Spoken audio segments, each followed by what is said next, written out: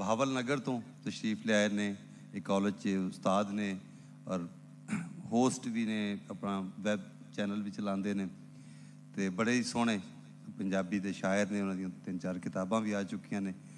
सारी मुहब्बत के नाल मैं दावत देंगा मोहतरम सगीर तबस्सुम होरां नूं। जनाब सगीर तबस्सुम जी। यार मैनू कागज़ जट्टा साहब कागज़ पेंसिल से कुछ पेपर चाहिए ब्लैंक। बहुत शुक्रिया जनाब अफजल साहिर साहब ते फैसलाबाद दे मुहब्बत करन वाले दोस्तां दी नज़र के शुरू उस दे नाम तो जिन्हें मौसमां दी चुन्नी नूं रंग दिते।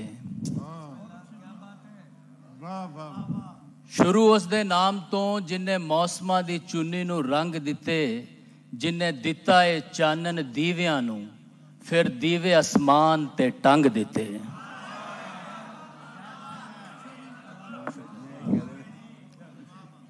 बहुत शुक्रिया जी।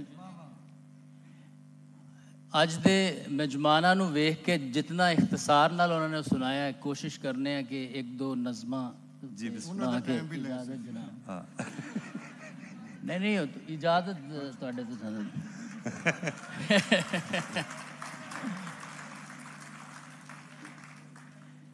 तुहाडी ऐसी गल ते सिर्फ 2 तो 3 लाइनां दी नज़म है। बिस्मिल्लाह।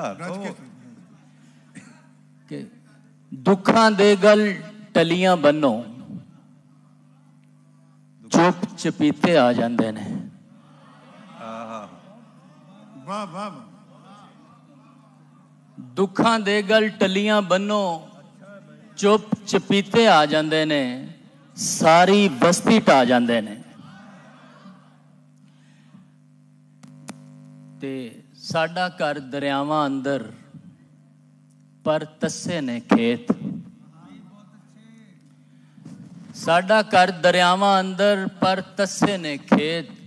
4 चुफेरे मिट्टी कट्टा, 4 चुफेरे रेत। एक नज़म के साडा कच्छ दा पिंडा, उसने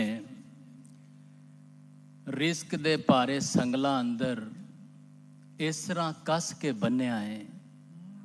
ना हुण याद जवानी रहिंदी, ना सावां दी गर्मी, ना मखमल दे पिंडे दिसन, ना होठां दी नरमी।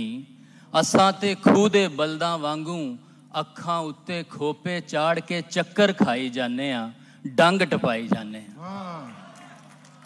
बहुत शुक्रिया जी। एक फरमाइश है, मुझे याद नहीं, वो सुना दो।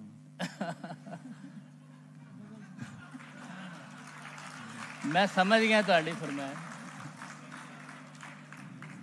अंजम सलीमी साहब दी फरमाइश जी, जेड़ा कि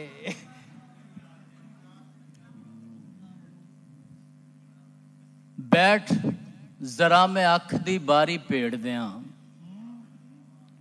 बैठ जरा मैं अख दी बारी पेड़ दियां, फिर होठां ते राग पहाड़ी छेड़ दियां। वाह वाह। ते तेरे ਲਈ ते बुन बुन झल्लिया रखे सी, हुण कहना है सारे ख्वाब उधेड़ दियां। ते नीवा हां ते नीवें पासे बैठा हां, तेरे वल्ले किंज हयाती रेड़ दियां। ते घुम रहा है रुक रुक चक्का सावां दा, वस चले ते इक्को वारी गेड़ दियां।